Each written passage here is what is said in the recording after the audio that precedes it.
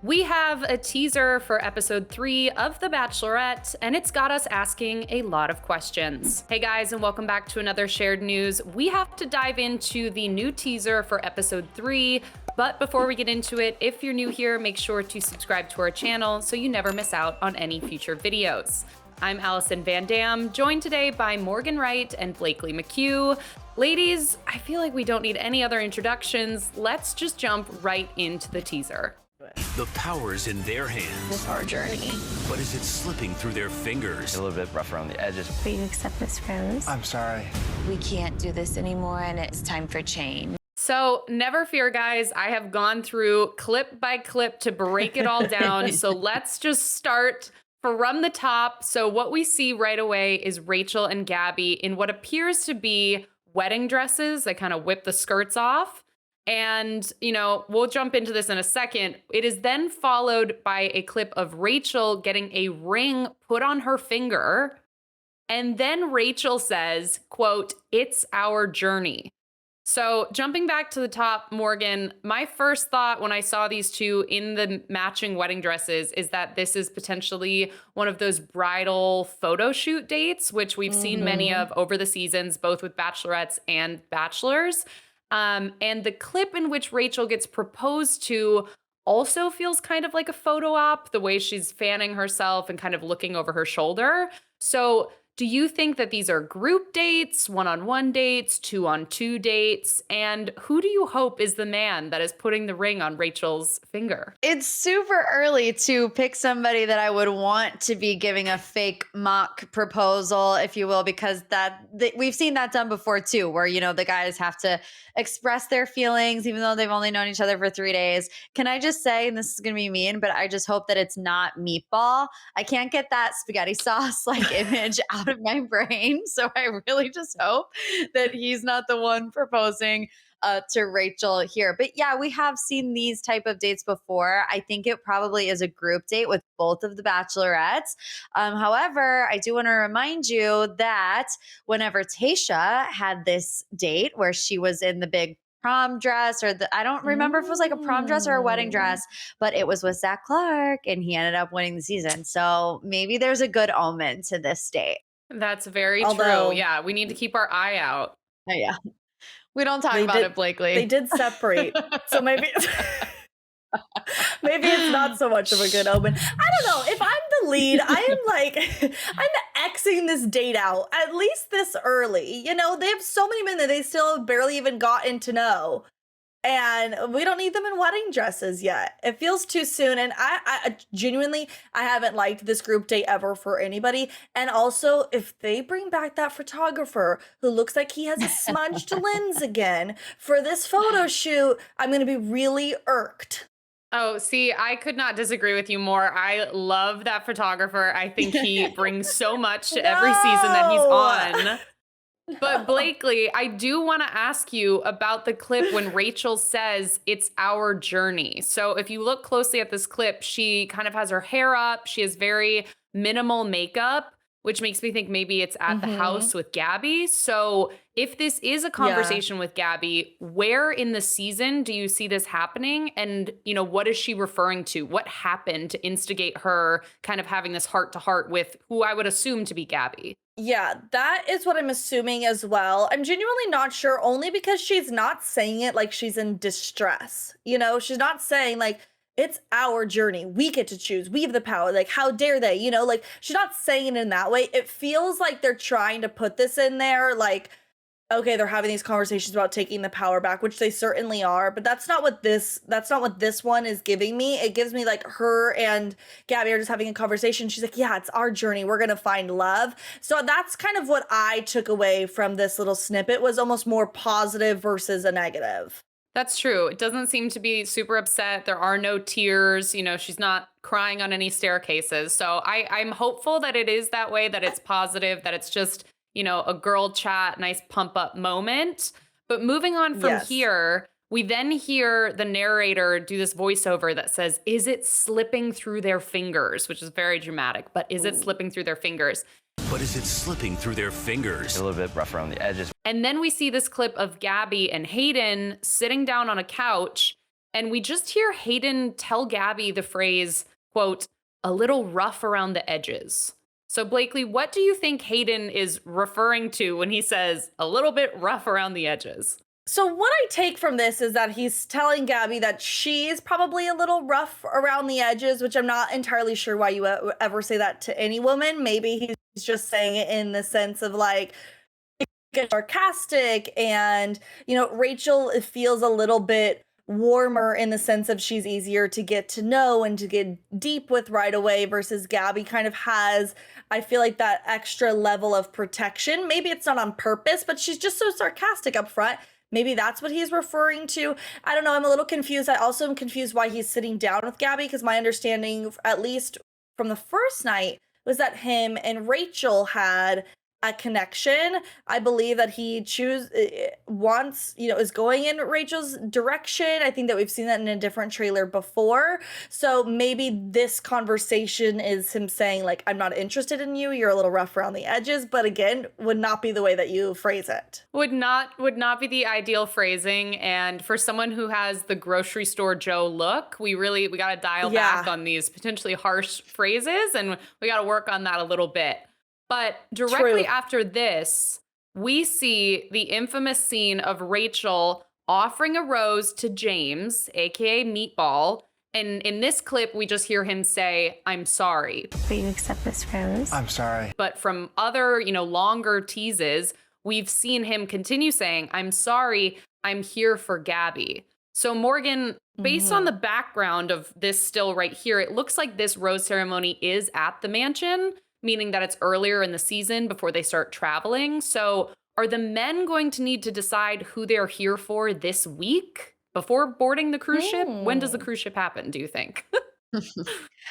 I think that they probably will be choosing this week. We've talked about this a lot on the panels thus far, that they need to make up their minds sooner rather than later, or it's going to get really, really messy. And the overall feedback from, all of the fans is that the last thing that we wanted to see was two women pitted against each other.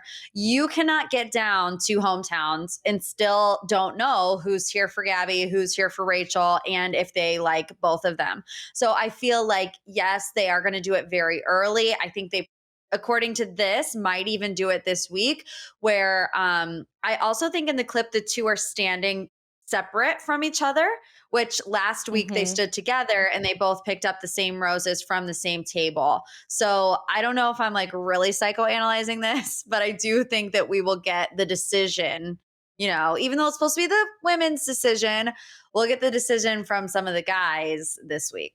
Yeah, that is a good point, Morgan, because in this clip, in that still that we have Rachel, we don't see Gabby, shoulder to shoulder with her. Does she have her own podium? Is she further away? And it's also, I feel like a weird part of the season so far is everyone saying they don't know how it's going to work. It doesn't seem like the women know how it's going to work. Jesse Palmer has said he doesn't know how it's going to work. Someone has to know how it's going to work. So at what point do the producers, either sit down with the leads or sit down with the men and say, now this week you have the choice to make it clear, yes or no to each individual woman, as opposed to it being a collective rose. Blakely, do you have thoughts on any of this? I mean, I think we started off this panel saying they needed to be more prepared, that there was not enough thought that went into this, that they kind of were running around like chickens with their heads cut off. And so I'm going to round it out by saying they just were not prepared. I think that they probably thought that the men would not be choosing the women, that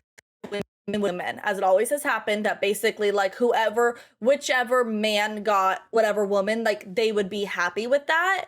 Because clearly the thought process did not go into the men saying no to one of their leads. So my heart says that they just didn't even think that that was a possibility, that the men would just accept the rose that they got, and that's how it would go. And can I say, I mean, this may be a little bit of shallow of me, but his nickname is Meatball. What is a man whose nickname is Meatball? How is he saying no to Rachel? How is he being picky and choosy between these two? I'm not sure about that one. I am with you. And as Morgan said, we can't get that visual of the marinara sauce out of our head. And No. feel very protective of Rachel. I think America feels protective of Rachel, especially after Yes. Clayton season, especially after episode 2. So don't come for our girl Rachel. Don't break her heart because we will break yours. Don't do it. But the last kind of clip of this tease is actually a quote from Gabby. So this all rounds out with Gabby saying, quote, "We can't do this anymore, and it's time for change." We can't do this anymore, and it's time for change. Now, this is a different background than when we saw Rachel earlier saying it's our journey. So this is clearly a different, heart to heart women chat. And definitely has like some conviction to it. She's saying it's time for a change. So Morgan, do you think that the women will continue running into these issues of control and power all season? Or is this a conversation that's had, maybe this is them deciding, no, the men need to finally just decide who they're here for because we're sick of it? Do you think we're just going to continue talking about this all season of why the men suddenly have more power? No, I think this is like the line in the sand moment where they are like, we're tired of this. And I feel like this conversation probably happens before the rose ceremony where the men are told they must now decide which way that they're going to go. Because at the end of the day, everything that they have been telling us in their post-show interviews, all the press they're doing now is that they're happy with the way things ended. They're still really good friends. They say that it ended up all working out in the end.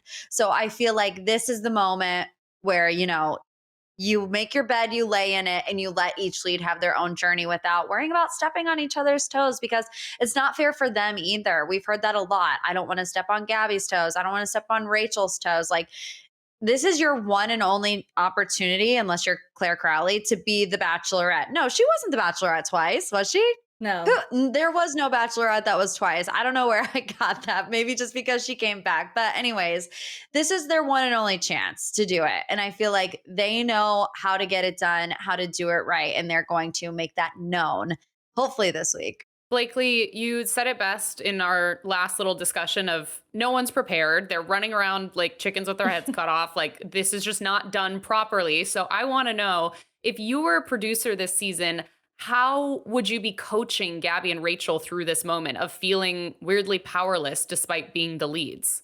Truthfully, no idea. I really think that Rachel and Gabby had to have gone into this saying, like, there's no way that they didn't go into this having specific conversations, i.e., if I give a rose to somebody, can the other person go on a date with them? Can the other person explore that relationship? So I know that they're saying a lot, I don't want to step on each other's toes, but I think that they've had these conversations where they've probably thought out, what situations and scenarios that they could be put into so that they don't step on each other's toes, so that they don't hurt each other's feelings. I think that they've definitely had these conversations behind closed doors. I think the problem is the type of, I was thinking about this the other day because I was feeling sad for Rachel and we're seeing these teasers of her being turned down and men saying they want Gabby instead. Rachel has it difficult having Gabby as her counterpart because Gabby is just like that woman where she walks into a bar, no matter how beautiful you are, Gabby is stealing everybody's looks. You know what I mean? Like, I don't want to be going, I think that I'm a beautiful girl, but I don't want to be going out with Gabby. Nobody's going to be looking at me. They're going to be looking at her. So I feel like, they just, and that's not to say like Rachel is beautiful and gorgeous and her own right, but Gabby has something when she's that person that walks in, it's like everybody's head is turning no matter how good you look. So I think that that's where we're like finding a little bit of the struggles. But I think, again, like you said, both of them have conveyed that it all works out. The men who are there for Rachel are going to be there for Rachel, and that's going to make Rachel feel great. And and then there's going to be men who are there specifically for Gabby, and I think that it's all going to work out fine. They just have to get over these initial hurdles. Yeah, I agree. I feel like we're going to have a sticky situation up front just because logistically, no one knows what's happening. And then hopefully when we get on the cruise ship, we start traveling, there's a little bit more sense of normalcy. They can each find some really strong connections and hopefully have 2 beautiful proposals at the end of this season. But that is all we have to break down in the teaser for episode 3. We want to know your guys' thoughts, theories down in the comments below. And before you go, make sure to like this video and subscribe to our channel so you never miss out on any Bachelorette updates. I'm Allison Van Dam, joined by Morgan Wright and Blakely McHugh. Our social handles are on the screen right now if you want to come give us a follow, say hello. Thank you guys so much for watching, and we'll see you in the next one. Bye.